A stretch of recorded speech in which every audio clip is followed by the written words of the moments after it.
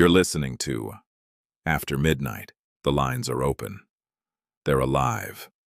555-KNIGHT. Tonight's next caller asked for a name change. He wants to go by Phantom. Phantom, you're on the air. Evening, Daktari. Evening. What brings you to the night? I'm a former FBI instructor. Before that, I was a recruit. Before that, I was just a kid who wanted a badge. My code name in certain circles was Phantom. I'm calling because I need to get something off my chest. We're listening. The Academy. The Academy was tough. Not physically tough, though it was that too. Mentally tough. You break down, you get rebuilt, storming, forming, norming, performing. Group dynamics at their sharpest edge. We had single rooms, men and women, same floor. After weekly finals, some would go out drinking. When they came back, slightly refreshed, as we used to say, we moved their entire room. Everything. Bed, photos, lamp, books, clothes.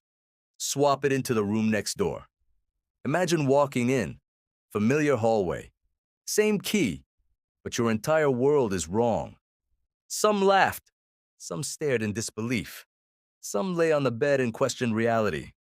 At the time, we thought it was hilarious. Now, I see the breach. Privacy, trust. It wasn't harmless to everyone. Hazing. Yes.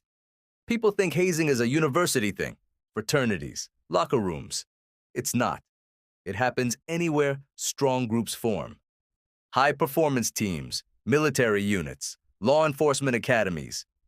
When identity gets fused with belonging, cruelty can masquerade as bonding. We had a defensive skills instructor. Made Gunnery Sergeant Hartman from Full Metal Jacket look like a fairy godmother. Full Metal intensity.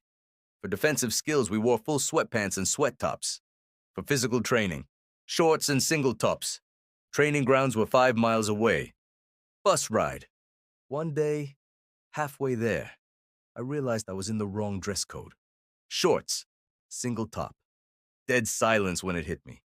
We had to turn the bus around. The driver said we had a flat battery to cover for me. Good man. But every squad had a snitch. Someone always believed they'd get a better assignment by reporting weakness. It always backfired. Instructors made notes. Cannot be trusted with team secrets. It was all mental chess. Weekly one-on-one feedback sessions. Head instructor told me to switch on and pay attention to dress code. Translation, someone on that bus talked. That's how the game worked. You learned fast. Or you got eaten. And it didn't stop when you graduated. No, it just evolved. My first raid, I was told to hold a tape recorder in my shirt pocket. We knock. Announce ourselves as federal agents. State we have a warrant. Recording proves we followed procedure. Dog barking nonstop.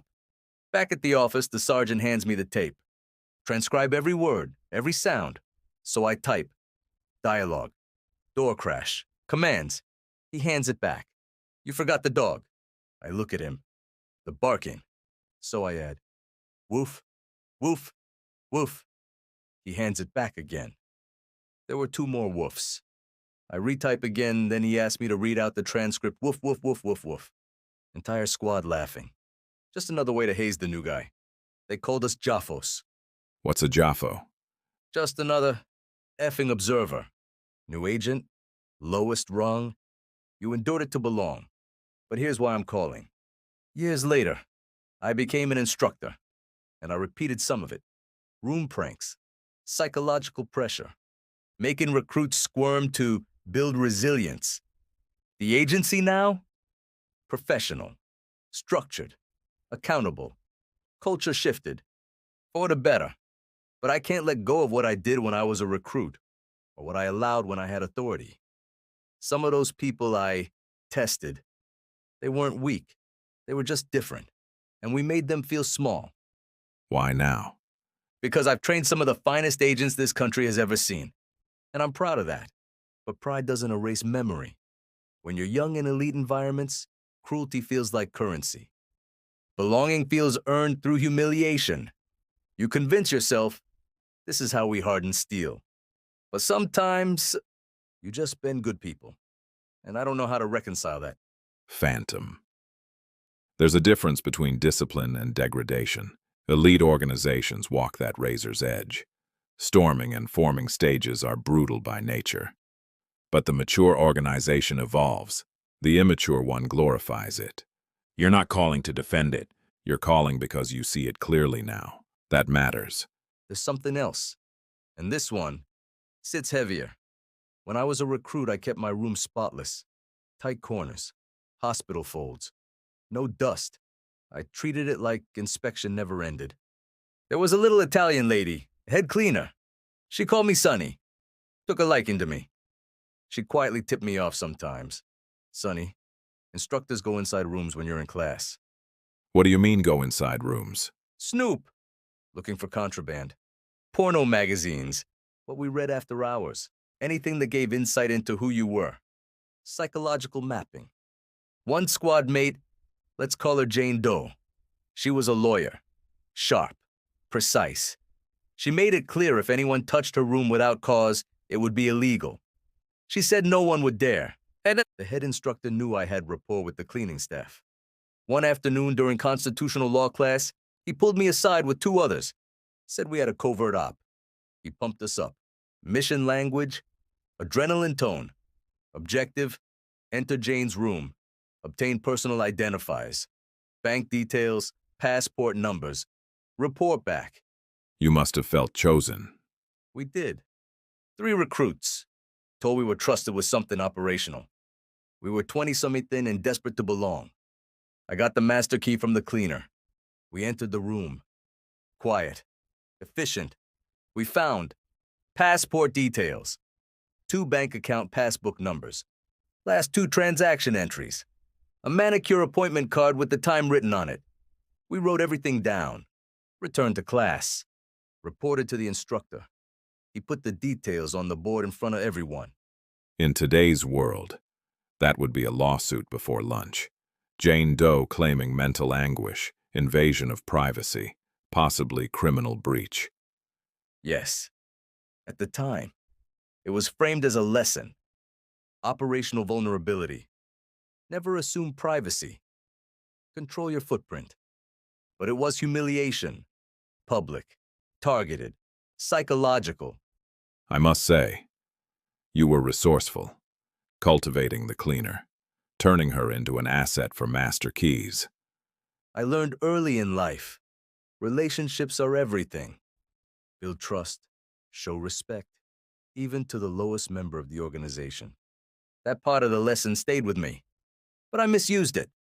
There's a difference between influence and exploitation. She trusted me, and I used that trust to violate someone else's. Did Jane complain? Yes, but that's a darker time. I don't want to go further into that. Let's just say the Academy wanted to win that round, and she paid for standing up. That's the part I carry, not the woof-woof transcripts, not the bus dress code games. That. Because when you're young in an elite institution, you convince yourself, this is how we harden people. But sometimes, you're just rehearsing power. And I participated. I can't undo it, but I can say it out loud. And maybe that matters.